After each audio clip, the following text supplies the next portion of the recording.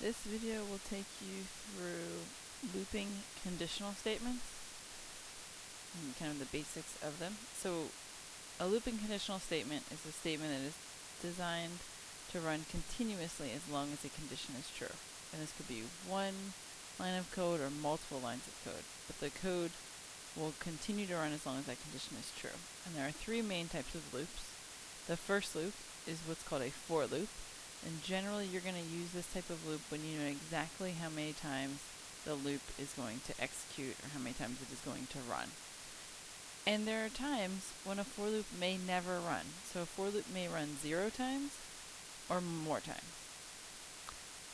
There is a variation of a for loop that's called a for each loop that we'll discuss later in the course. We have to learn a little bit more before it really makes sense to introduce a for each loop. The second type of loop is a while loop. And generally you're going to use a while loop when you want to repeat something but you are unsure of how many times that loop may run. And again, this type of loop may run 0 times or it may run more times. Depends on the condition. And then the third type of loop that we're going to discuss is called a do-while loop. And a do-while loop is used to whenever you know you want the loop to run or the code to run at least once before you check your condition. So this loop will run at least one time, if not multiple times. And these are the three main types of loops that we're going to discuss and kind of work with. And really, the only two that you need to kind of master are for loops and while loops, because those will be on the AP exam. Do-while loops can come in handy because they always execute at least once. So you can make your code a little cleaner, a little shorter by using a do-while loop instead of just a regular while loop at times. But anything that we do in this class, you can do with either a for loop or a while loop. And actually, anything that can be done with a for loop can be done with a while loop, and anything that can be done with a while loop could be done with a for loop. Just sometimes one makes more sense than the other. There are three other terms that you're going to hear a lot when you're dealing with loops and that you should be familiar with. And the first one is iteration. And an iteration is one time that the code within the loop is run. So for every time that the loop actually executes and runs or does whatever it's supposed to do, every time the condition is true for a for loop or a while loop, that's considered one iteration. So if your loop prints out 10 letters, then it iterated 10 times, or it went through 10 iterations. Another term that you're going to hear often is increment, and that's just when I increase the variable. Oftentimes you're going to increment by 1 with loops, especially for loops. And then, of course, if you're going to increment, there's also a term decrement, which means that you're decreasing a variable. And oftentimes you'll decrease by 1, decrement a variable by 1. And this especially, you'll see both increment and decrement used with for loops. When you're looking at loops, there are three important parts that you're going to need to be able to identify with every loop, and that really tells you everything you need to know about the loop. And this is either if you are looking at somebody else's code or if you're writing your own code. So the three things you want to look for or identify are: what is the variable that we call in charge of the loop, or its official name is the loop variable.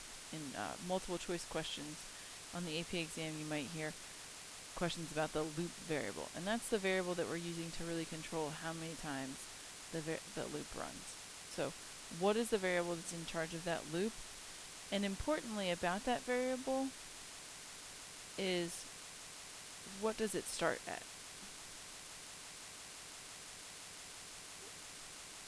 Lost my pen there.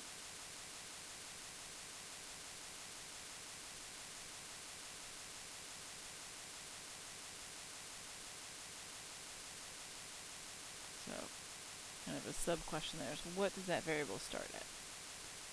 Second question, what's the condition that's going to keep my loop going?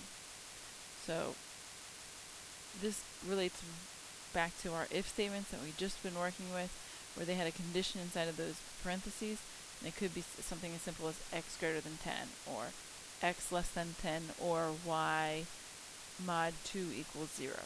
So it can either be a single Boolean expression or a compound Boolean expression, but something that's going to evaluate to true or false. And that's important to think about this, is that that condition must evaluate to either true or false. So we're looking for something here that's going to be true or false. And it makes sense when you think about a condition. Just like our non-looping conditional statements, if statements, else if statements. These are just going to repeat multiple times. And the third question you're going to answer is, how does the loop variable change each time the loop runs? And many times you might say that it's going to increment or decrement by a certain number, or increase or decrease by a certain number. When you're writing your own code that's going to use a loop, there's one additional question that you're going to need to answer, and that question is, which type of loop am I going to use? Which one's going to work best for what I need it to do? And kind of to help you determine when you want to use one loop or the other, for loops you easily can use, or you're going to use when you can easily identify my starting point and my ending point for that loop variable, and I know how it's going to change each time. If you can say it's going to start at 0, stop at 10, go up by 1s, it makes the most sense to use a for loop there. If you're maybe getting information from the user, and you're going to keep getting information from the user until they enter the number 5. Well, you don't know how many numbers they're going to enter before they enter the number 5, so something like that is when you're going to use a while loop. When you don't necessarily know how many times the loop's going to run, but you do know when it's going to stop. So they enter a number that's greater than 20, or a negative number. Those are easy numbers, easy things to identify. You know when you want to stop, you use a while loop. And then just kind of the twist on that is the do while loop. When you want to run a loop at least once, and you know the condition of when it's going to end. So you want to ask the question at least once, and then you want to continue asking some question or continue doing something as long as my condition is true. So now let's take a look at some actual examples of each of these loops. So a for loop, again, generally used when we know exactly how many times the loop is going to execute. So when we take a look at a for loop, it starts out with the word for, and then there are going to be 3 parts inside of my parentheses here. The first part is my loop variable, okay, where I'm either going to initialize, so give it my starting value, or declare and initialize. So if you're using a variable that you might have already had, then you're just going to initialize it again. Or you might, and many times this is what happens, you're going to create a brand new variable to use inside of this for loop. Then you're going to have a semicolon, and the semicolon is extremely important, so I'm making it very bold. So you must have the parenthesis there. Your loop variable, your starting point, is going to be this first part. The second part is going to be your condition. And this can either be a regular Boolean expression or a compound Boolean expression. Totally depends on what you need the loop to do. I would say most times it's just a single Boolean expression. And then you're going to have another semicolon. And then the third part is where you're going to change the loop variable. And very often this is called the increment or decrement section. And then you're going to end that with another parenthesis. There's your 3 parts. Very easy to identify those 3 parts that we talked about. What's my loop variable? What's it going to start at? What's my condition? How is it changing? Obvious right here when I'm looking at a for loop. Now, of course it can't always be that easy. This part is optional. There'll be times where you may not need to create a new variable. You may not need to give your variable a starting value because it's coming from somewhere else. So you might leave this section blank, but you must always include this semicolon. Even if this is blank, that semicolon has to go before my condition because Java is looking for specific things.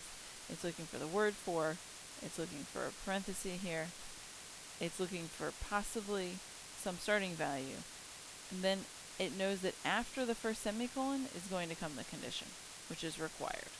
You always have to have a condition inside your loop. And then you have to have another semicolon. The changing of the loop variable, my increment or decrement section, is also optional. It might be that it's going to change by 2 sometimes and change by 5 other times, or it's going to change based on maybe the user's input. So you might, inside of your loop, you might change the loop variable by different values depending on what's happening inside of your loop. So you might not need that part, but you do have to close it with a parenthesis, and you have to remember to put those 2 semicolons. So let's say we wanted a basic loop that's just going to go from 0 to 10, and it's going to print out those values. So I just wanted to print out a bunch of values. So I say for some int, name it x, it's going to start at 0. I want x to continue as long as it is less than 11, because I want to print out 10. And then I want to increase x by 1 each time I go through the loop. Very simple, easy loop. And since I'm only doing one thing inside of that loop, or every time the loop runs, I just put my next line. I don't need to put any curly braces. If I want to, you can always put curly braces in there. So I could say x equals 0. You could do x is less than or equal to 10. It's totally up to you. And you could also do x plus plus here. Remember, that's my shortcut for increasing by 1. And then I could put curly braces, system that out, dot print line, x. Both of those segments of code will run the exact same way. And then if you wanted to look at an example where I'm not including that starting point, I don't need this here. I'm going to leave that blank. I'm going to put in my semicolon, though. I'm going to say x is less than 11. I'm going to put in my semicolon. And then let's say I don't put in that third part either. I could do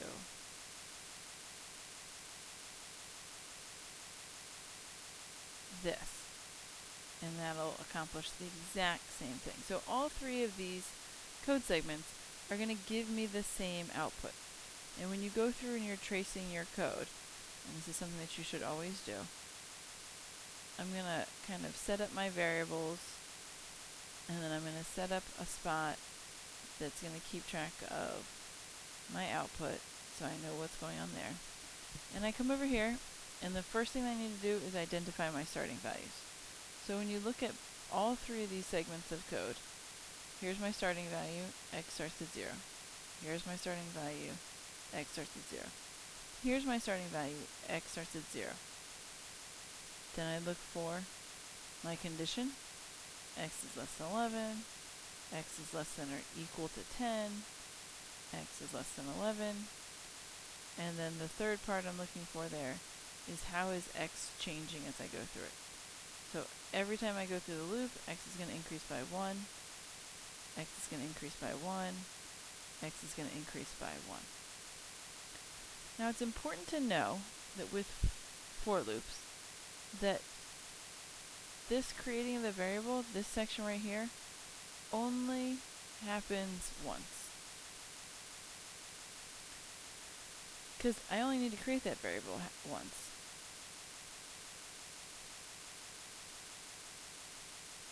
The condition will be checked multiple times, and my increasing or incrementing or decrementing of my variable will happen multiple times. But the creation part, this finding loop variable starting value, only happens once in my code. Okay. The condition will get checked multiple times, and I'll change my loop variable multiple times, as long as the loop is set to actually run. So taking a look at that, x starts out at 0. Then I check my condition. So first thing I did was I created my variable. Then I'm going to check my condition. Is 0 less than 11? Now that's the question I'm asking. Is it less than 11? And that's true. So then I jump down and I do what's inside of the loop next. So it tells me to output the value of x. After I've output it, then I'm going to change the value.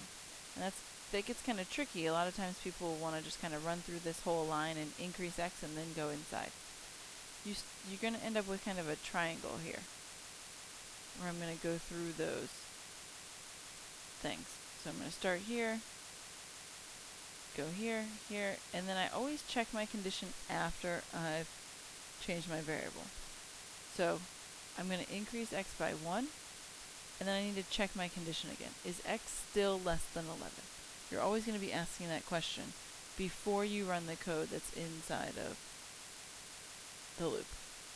So is x less than 11? Yes, 1's less than 11, so I output 1. X becomes increased by 1, x becomes 2, still less than 11, output. X gets increased by 1, is it still less than 11? Yep, output. And I could look at the same things happening here.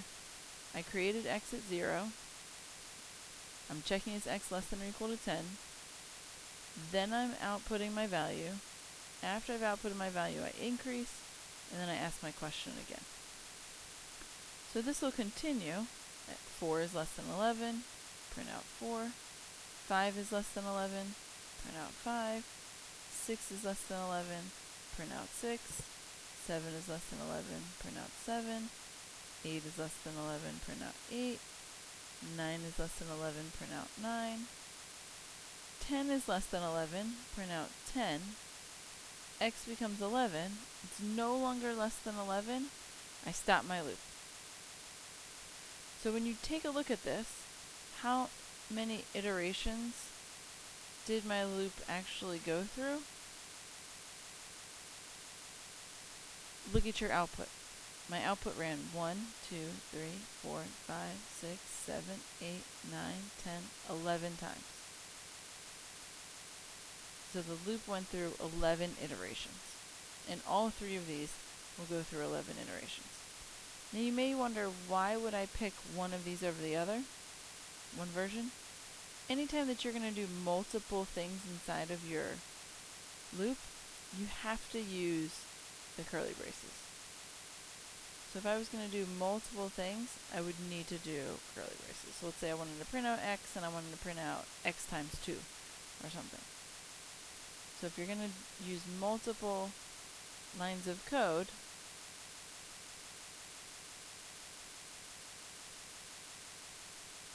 just like with my if statements, if I want to do multiple lines of code,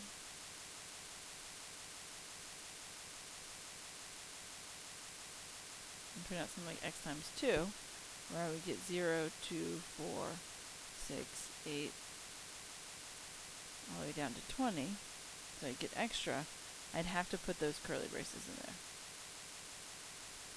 And then, why might I use this? What's different is, in these 2 loops, the first one and the second one, x only lives as long as that loop is running. So x dies as soon as that loop ends. With this third option, by creating x outside of the loop, here, when x is created outside of the loop, x is then also going to live after the loop. So when a loop variable is created inside of the loop, it is only accessible inside the loop. In the last example, x is available after the loop has finished running. So slightly different there. What that means is that I could go in down here after the loop and add in a line of code that says something like system.out.println x. In this case, I would get an extra output of 11 because x is still alive. The loop ended when x was no longer less than 11, so after the loop is done, x is now going to be equal to or greater than 11. One thing that you have to be careful of with any type of loop is what's called an infinite loop. And that is when the condition never becomes false. Examples of infinite loops would be things like for int y, or y equals 10, y is greater than 0, y plus plus. Missing a whole section here. Y is greater than 0, y plus plus. And let's say I want to print out hi and y. Well, if I take a look at what's happening here, and I trace through my code, y starts out at 10. The question I'm asking is y greater than 0. My output was 10 greater than 0. Yep. So I'm going to print hi. I'm going to print 10. Y is going to increase by 1. So y becomes 11. Bigger than 0. Hi 11. Increase by 1. Hi 12. Y will always be greater than 0. Infinite loop. And I would say that one of the biggest areas that you will end up with an infinite loop is if you increase or decrease incorrectly. So you were supposed to decrease, but you increased. You were supposed to increase, but you decreased. Something you always want to be careful of is looking at what your condition is and how you're increasing or decreasing your variable. And there's always chances that your loop may never run. You might go through and make a loop and say, hey, z is going to equal 10 as long as z is less than 5, z minus minus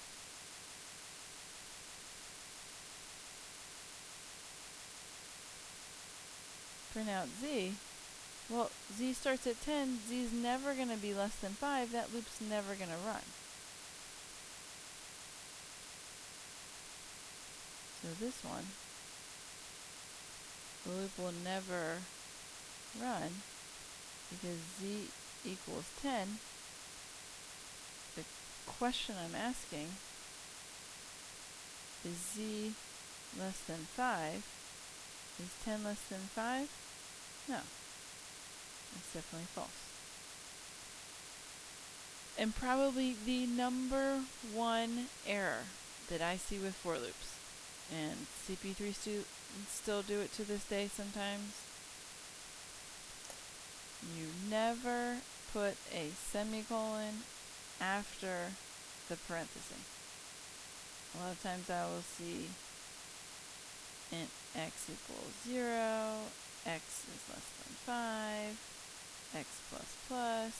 They put an extra semicolon right here, and then they wonder why their code runs one time. Everything else looks fine. It should run 5 times, but their code runs only once. So you never want to put a semicolon right there. It's going to cause your code to always run only one time.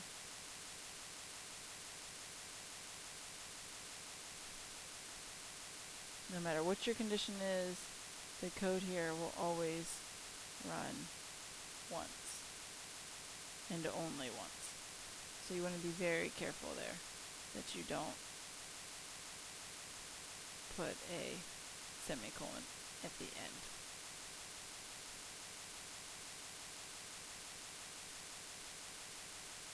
That's for loops.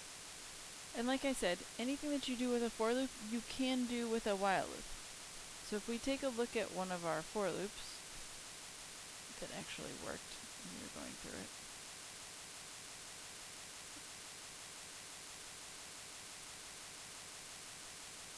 We take that for loop. We can do anything we do with a for loop with a while loop. It's just going to be a little bit different. You're going to have your starting point on the outside. Okay, you're creating of your loop variable. Then you'll have the word while, a parenthesis, your condition, another parenthesis, and I would say that 95% of the time or more, you're going to have curly braces with a while loop because you're going to do multiple things in here. You're going to have the code to run in the loop.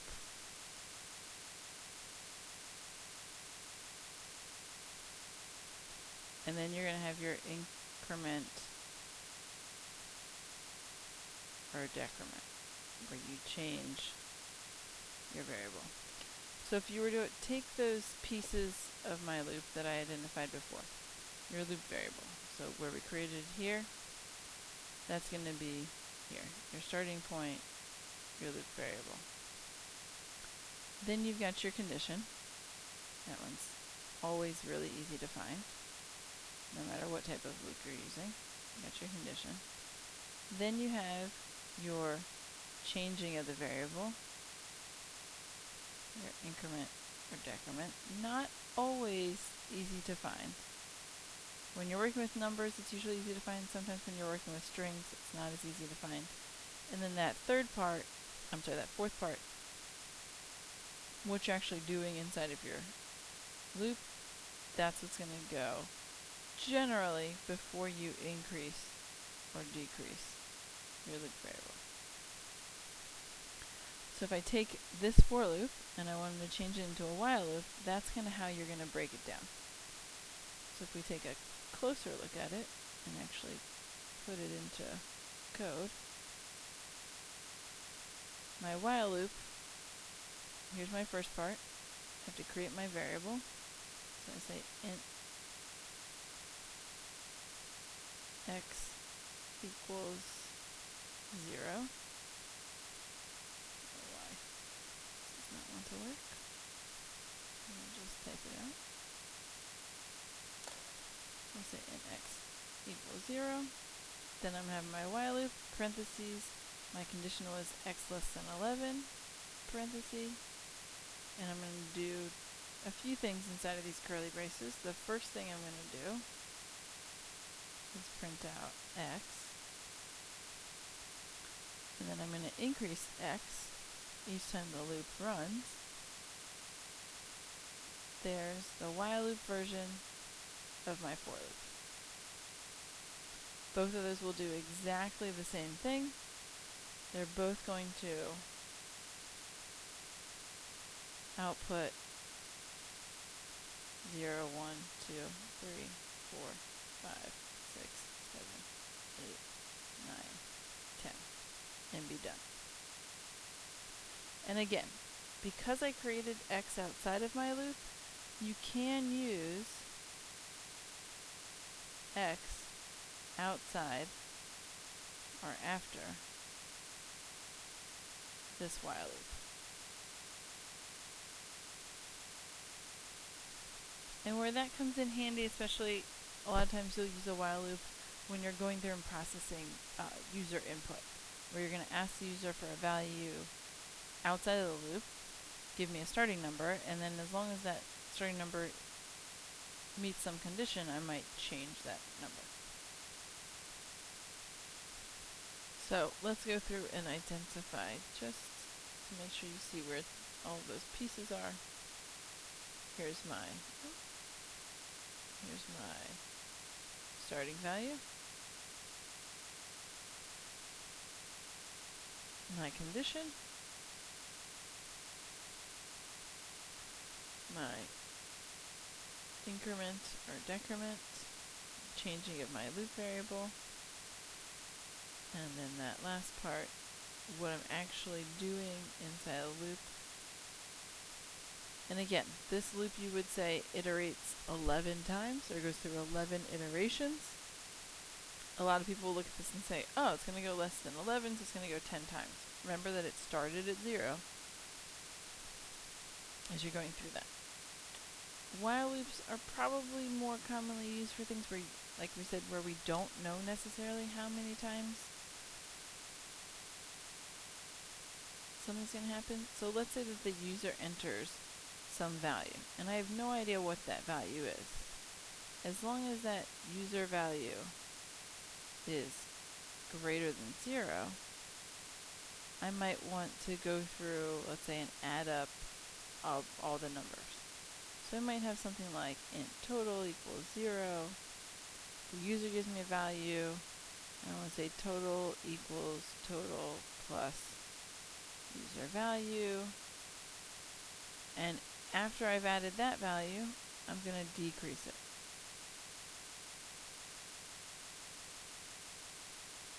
At the end, I might output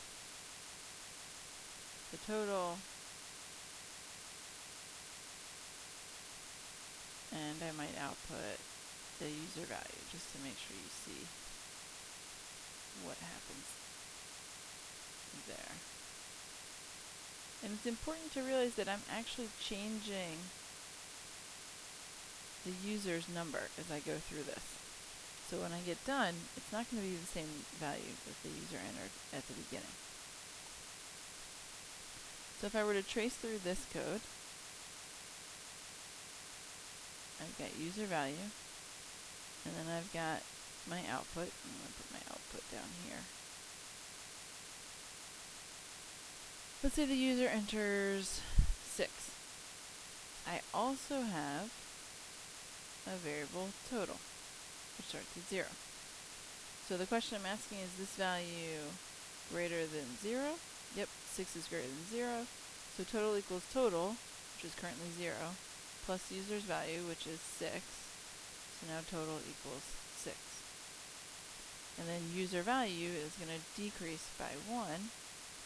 Is 5 greater than 0? Yep, still greater than 0. 6 plus 5 gives me 11. I decrease the user value by 1. Becomes 4. Is 4 greater than 0? Always checking my condition each time. It is. So now I'm going to add that. 11 plus 4 is 15. I decrease user value by 1. Is 3 greater than 0? It is, so I'm going to add it to total. I have 18. I decrease by 1. Is 2 greater than 0? It is. I'm going to add it to my total. I decrease user value to 1. Is 1 greater than 0? It is, so I add 1.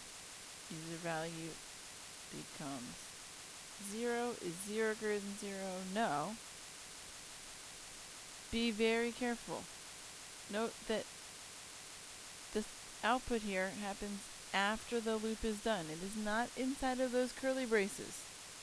This is one of the biggest errors I see with people with while loops. Sometimes with for loops, but more often with while loops. This output only happens once. Total equals 21. User value equals 0. Just looking at those final values for my two variables. That's kind of a better example of a while loop. We don't know how many times the loop's going to run because we don't know what value the user is going to enter. In this case, the loop ran 1, 2, 3, 4, 5, 6 times. So this loop would have 6 iterations. Not easy to tell by the output, you have to look at how many times does this code actually get executed. That code ran 6 times, 6 iterations of the while loop. Now if we take a look at this same example again, you might look at it and say, okay, well, when might a loop never run? Well, what if the user types in -3? The first thing it does after the user gets a value, it gives total value of 0, and then asks the question, is -3 greater than 0? That's false. This code never gets executed. So I skip straight down to my output. Total equals 0. User value equals -3. The loop itself never runs. So there would be 0 iterations of the loop in this case. So you want to make sure that you're kind of going through what you might want to do before you ask the user is please enter a value greater than 0. And hopefully they'll give you a value that actually works so that your loop can run. There might be times though they give you a bad value. They're acting like a stupid user as we're going through things. And that's where do-while loops can kind of come in handy. It's used whenever we want to make sure that a loop will execute at least once. And the syntax, the way they're set up, is very similar to a while loop. You're going to have your starting value. Then you're going to have the word do. You will always have curly braces. This one must always have curly braces. So curly braces, whatever you want to do inside of your loop, this should include a change to the loop value, an increment or decrement of some kind, and then while, and then your condition. And this is the only loop that gets a semicolon after it. That's kind of the basic setup for a do-while loop. And probably the number one example of when you would use a do-while loop is getting user input.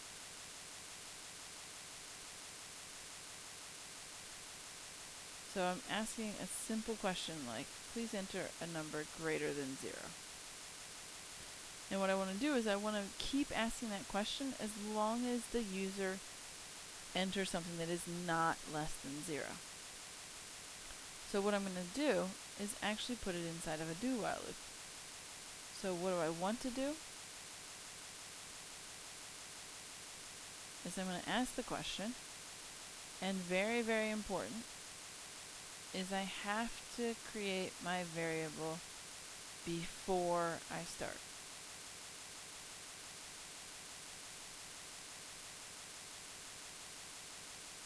So you have to create that loop variable before the do. Otherwise this will not work. So I'm going to ask them to enter a number. I'm going to say user value equals keyboard dot next int, because keyboard is what I created for my scanner. I always have to then follow that with the next line. And I'm going to continue that as long as user value is less than or equal to 0. Note that the condition here is what values I don't want. Think of it this way. I'm going to keep asking for a number as long as they enter a negative number or 0. So when do I want to loop? I want to loop as long as they give me bad values. That's what makes these do-while loops a little confusing. I can do this exact same thing with a while loop, and that might be easier to understand. You're just going to have to ask your question twice. So if I were to do this with a while loop, what would it look look like. It's going to be very similar, except that I'm going to ask my question. I'll do it on the next screen. I'm going to ask my question, end up asking my question twice. And again, if I wanted to go through and identify my loop variable, is right here. My condition is down here. And a little bit trickier is where am I changing my loop variable? Here's where I'm changing it. I'm not increasing it by 1 or decreasing it by 1. I'm changing it by whatever the user enters. So if you wanted to do this with a while loop instead of a do while loop, it's not that difficult. Just to give you that example, I'm gonna, of course, ask the question. You always have to start by asking the question. Ask the user the question. Then I'm going to get the value.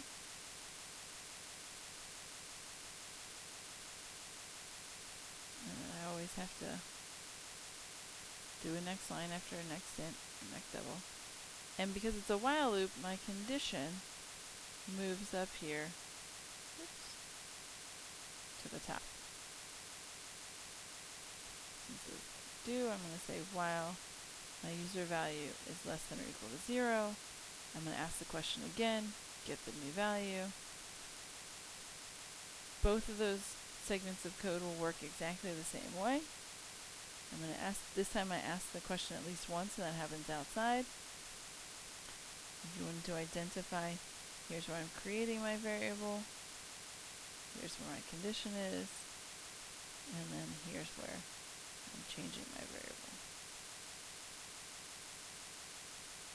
And this will help you go through, and sometimes what we say is this helps me deal with stupid users, or entering numbers that don't answer my question. So that's kind of the basic introduction for loops. You'll go through and do some practice problems with this, and we'll look at some actual code and get this kind of running in Eclipse in the next video.